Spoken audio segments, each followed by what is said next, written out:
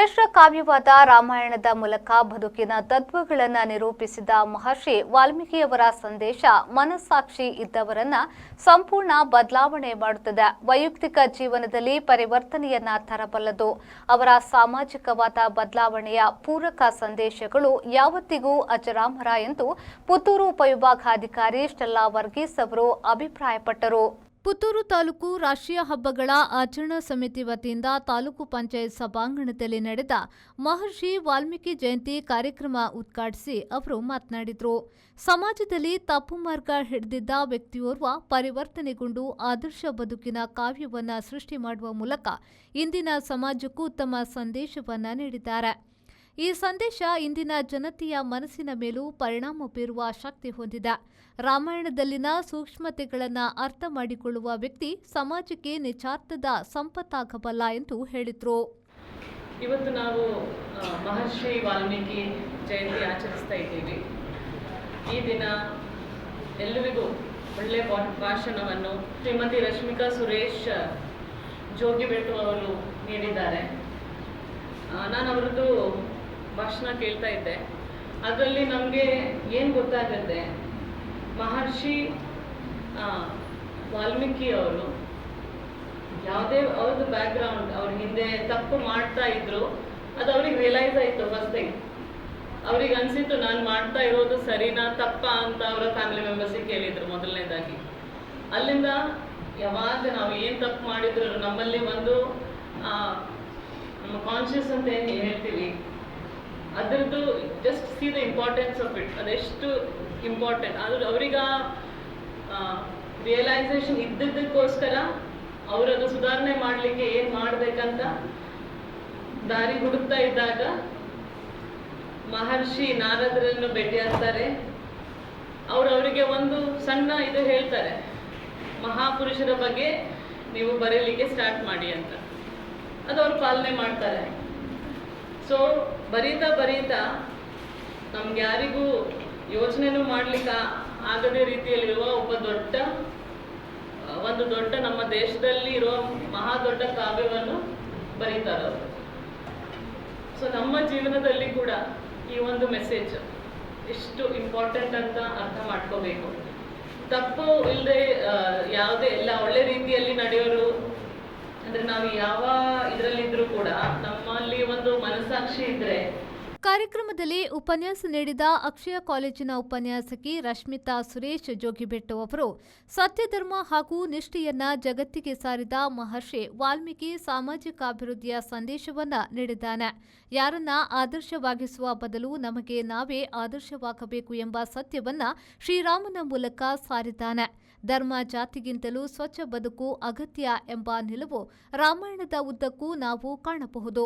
ಇಂತಹ ಶ್ರೇಷ್ಠವಾದ ಕಾವ್ಯ ಸೂರ್ಯಚಂದ್ರ ಇರುವ ತನಕವೂ ನಮ್ಮೊಂದಿಗೆ ಇರುತ್ತದೆ ಎಂದರು. ಇನಿತು ಜನ್ಮದಲ್ಲಿ ಇನಿತು ಜೀವರಿಗೆ ಇನಿತು ನಾವು ಋಣಿಯೋ ತಿಳಿದು ನೋಡಿದರೆ ಬಾಳು ಎಂಬುದಿದು ಋಣದ ರತ್ನಗಳು ಎಂಬಂಥದ್ದು. ಸರಳಾರ್ಥ ಇಷ್ಟೇ, ಯಾವುದೇ ಋಣಾನುಬಂಧ ಇಲ್ಲದೆ ಯಾವುದೇ ವ್ಯಕ್ತಿ ಯಾವುದೇ ವಸ್ತುವನ್ನು ಸಂಧಿಸಲಿಕ್ಕೆ ಸಾಧ್ಯ ಇಲ್ಲ ಎಂಬಂಥದ್ದು.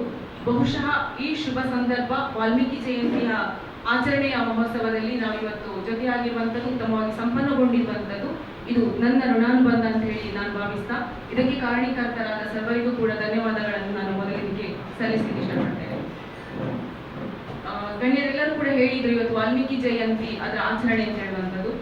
ನಾನು ಒಂದು ವಿಷಯಗಳನ್ನು ಇಲ್ಲಿ ನೆನಪು ಮಾಡ್ಕೊಳ್ತೇನೆ. ನನ್ನ ಬಾಲ್ಯದಲ್ಲಿ ನನಗೆ ಯಾವತ್ತೂ ಕೂಡ ವಾಲ್ಮೀಕಿ ಜಯಂತಿ ಆಚರಣೆ ನನಗೆ ಸಿಗ್ಲೇ ಇಲ್ಲ. ಕಾರಣ ಹಲವಿರಬಹುದು. ಸರ್ಕಾರ ಈಗ ಕಡ್ಡಾಯವಾಗಿ ಅಂತ ಹೇಳುವಂಥದ್ದು ಆಚರಣೆಯನ್ನು ಮಾಡಬೇಕು ಅಂತ ಹೇಳುವಂಥದ್ದು. ನಾವು ಅದೆಷ್ಟೋ ರಾಷ್ಟ್ರೀಯ ಹಬ್ಬಗಳನ್ನಾಗಿರ್ಬೋದು ಧಾರ್ಮಿಕ ಹಬ್ಬಗಳನ್ನಾಗಿರ್ಬೋದು ಆಚರಿಸ್ತೇವೆ. ನಮಗೆ ಗೊತ್ತಿದೆ, ಧಾರ್ಮಿಕ ಹಬ್ಬಗಳಿಗೆ ರಜೆ ಸಿಕ್ಕಾಗ ನಾವು ಮನೆಯಲ್ಲಿ ಕುಟುಂಬ ಸಮೇತವಾಗಿ ಆಚರಿಸುವಂಥದ್ದು. ರಾಷ್ಟ್ರೀಯ ಹಬ್ಬಗಳ ಆಚರಣೆಯಲ್ಲಿ ಅಂದ್ರೆ ಉದಾಹರಣೆಗೆ ಈಗ ಸ್ವಾತಂತ್ರ್ಯ ದಿನಾಚರಣೆಯನ್ನು ತೆಗೆದುಕೊಳ್ಳುವುದಾದ್ರೆ ಕಾಲೇಜಿಗೆ ಹೋಗುವಂಥದ್ದು ಅಥವಾ ಅಫಿಷಿಯಲ್ ಆಗಿ ಅಸೆಂಬ್ಲಿ ಆಗುವಂಥದ್ದು ಅಥವಾ ಧ್ವಜಾರೋಹಣವನ್ನು ಮಾಡುವಂಥದ್ದು, ಇದೆಲ್ಲವನ್ನು ಕೂಡ ನಮಗೆ ಗೊತ್ತಿದೆ. ಆದರೆ ಪಠ್ಯಗಳಲ್ಲಿ ನನಗೆ ಸಿಗ್ಲಿಲ್ಲ ವಾಲ್ಮೀಕಿ ಜಯಂತಿ ಆಚರಣೆ ಏನು ಹೇಗೆ ಎನ್ನುವಂಥದ್ದು. ಬಹುಶಃ ಇದೊಂದು ದುರಂತವೋ ಎಂತ ಗೊತ್ತಿಲ್ಲ. ಏನೇ ಇರಲಿ, ಬಹುಶಃ ಮುಂದಿನ ಪೀಳಿಗೆಗಾದ್ರೂ ನಮ್ಮಿಂದಾಗಿ ಆ ವಾಲ್ಮೀಕಿ ಜಯಂತಿ ಆಚರಣೆ ಆಗ್ತಾ ಉಂಟು ಅಂತ ಹೇಳೋದಕ್ಕೆ ನಾವು ಮೊದಲನೇದಾಗಿ ಖುಷಿ ಪಡ್ಬೇಕು. ನಾವೆಲ್ಲರೂ ಕೂಡ ಇಷ್ಟಪಡುವಂಥದ್ದು ಒಬ್ಬ ಮಹಾನ್ ವ್ಯಕ್ತಿತ್ವ, ಒಂದು ಮಹಾನ್ ಪುರುಷ ಅಂತ ಹೇಳಿದ್ರೆ ಅದು ಶ್ರೀರಾಮ. ಎಲ್ಲರೂ ಕೂಡ ಇಷ್ಟಪಡ್ತೇವೆ ನಾವು ಶ್ರೀರಾಮನಂತಹ ಮಗ ಬೇಕು, ಯಾಕಂತ ಹೇಳಿದ್ರೆ ಪಿತೃವಾಕ್ಯ ಪರಿಪಾಲಕ ಅವನು. ಅದೇ ರೀತಿ ಶ್ರೀರಾಮನಂತಹ ತಂದೆ ಬೇಕು, ಶ್ರೀರಾಮನಂತಹ ಅಣ್ಣ ಬೇಕು ಅಂತ. ಆದ್ರೆ ಯಾರು ಕೂಡ ಶ್ರೀರಾಮನಂತಹ ಪತಿ ಬೇಕು ಅಂತ ಹೇಳುವಂಥದ್ದು ಸ್ವಲ್ಪ ಕಷ್ಟ ಅಂತ ನಾನು ಭಾವಿಸ್ತೇನೆ. ಯಾಕೆಂತೇಳಿ ನಮ್ಮೆಲ್ಲರ ತಲೆಯಲ್ಲಿರುವಂಥದ್ದು ಅವನು 14 ವರ್ಷ ವನವಾಸ ಕಟ್ಟಿದ ಅಂತ ಹೇಳುವಂಥದ್ದು. ಬಹುಶಃ ಫಸ್ಟಿಗೆ ನಾನು ಶಿವೇ ಗೊತ್ತಿಲ್ಲದಾಗ ಆ ಸಾಲಿನಲ್ಲಿ ನಾನು ಇದ್ದೆ. ಆದ್ರೆ ನಮಗೆ ನಿಜವಾಗ್ಲೂ ಗೊತ್ತಿಲ್ಲ ಅವನು ಅದೆಷ್ಟೋ ವರ್ಷಗಳ ಕಾಲ ತನ್ನ ಪತ್ನಿಯನ್ನು ಕೂಡ ಒಳ್ಳೆ ರೀತಿಯಲ್ಲಿ ಬಾಳ್ವಿಕೆ ಮಾಡಿಸಿದ್ದಾನೆ ಅಂತ ಹೇಳುವಂಥದ್ದು. ಸತ್ಯ, ಧರ್ಮ, ನಿಷ್ಠೆ, ನ್ಯಾಯಗಳ ಮೂಲಕ ಜಗತ್ತಿಗೆ ಸಾರಿದಂತಹ ಮಹಾನ್ ಪುರುಷ ಅವನು. ಆಮೇಲೆ ನಾವು ಕಲಿಯುವಂಥದ್ದು ತುಂಬಾ ಇದೆ. ಶ್ರೀರಾಮನ ಒಂದು ಜನ್ಮ ಚರಿತ್ರೆ ನಾವು ತೆಗೆದುಕೊಂಡಾಗಲೂ ಕೂಡ ಅಲ್ಲಿ ಬರುವಂತಹ ಸೀತೆ ಆಗಿರ್ಬೋದು, ಅಥವಾ ಲಕ್ಷ್ಮಣ ಆಗಿರ್ಬೋದು, ಅಥವಾ ಲವಕುಶರಾಗಿರ್ಬೋದು, ಪ್ರತಿ ಒಂದು, ಅಥವಾ ಆ ರಾಮನಿಗೋಸ್ಕರ ಕಾದಂತಹ ಶಬರಿ ಅಂತ ಹೇಳಿದ ತಕ್ಷಣ ಅವಳು ಮುದುಕಿ ಇರ್ತಾಳೆ, ತನ್ನ ಭಕ್ತಿಯನ್ನು ಅವಳಲ್ಲಿ ತೋರಿಸಿಕೊಳ್ತಾಳೆ. ಮುದುಕಿ ಆದ್ರೂ ಕೂಡ ತನ್ನ ಭಕ್ತಿಯನ್ನು ತೋರ್ಪಡಿಸಬೇಕು ಆ ರಾಮನಿಗೆ ಅಂತ ಹೇಳಿದ್ರೆ ರಾಮನ ವ್ಯಕ್ತಿತ್ವ ಏನು ಅಂತ ಹೇಳುವಂಥದ್ದು ನಮಗೆ ಗೊತ್ತಾಗ್ತಾ ಹೋಗ್ತದೆ. ಈ ರಾಮಾಯಣವನ್ನು ನಮಗೆ ಶ್ರೀರಾಮ ಆಗಿದ್ದ ಅವನ ವ್ಯಕ್ತಿತ್ವ ಏನು ಅಂತ ಹೇಳುವಂಥದ್ದು ನಮಗೆ ಗೊತ್ತಾಗಬೇಕು ಅಂತ ಹೇಳಿದ್ರೆ ಅದರ ಕರ್ತೃ ಇಲ್ಲದೆ ಇದ್ರೆ ನಮಗೆ ಅದನ್ನು ಸಾಧ್ಯ ಇಲ್ಲ, ಅದನ್ನು ನಾವು ಒಪ್ಪಿಕೊಳ್ಳೇಬೇಕು. ಹಾಗಾಗಿ ಈ ರಾಮನ ಕುರಿತಾದಂತಹ ಆಯಣ ಏನಿದೆಯೋ ಆ ರಾಮಾಯಣವನ್ನು ಬರೆದಂತಹವನೇ ಈ ವಾಲ್ಮೀಕಿ ಆಗಿರ್ತಾನೆ.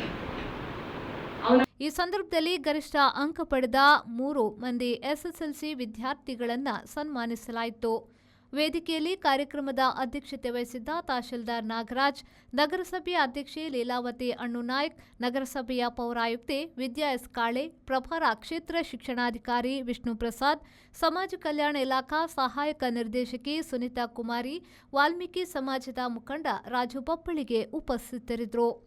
ಅನೀಶ್, ವಿ4 ನ್ಯೂಸ್, ಪುತ್ತೂರು.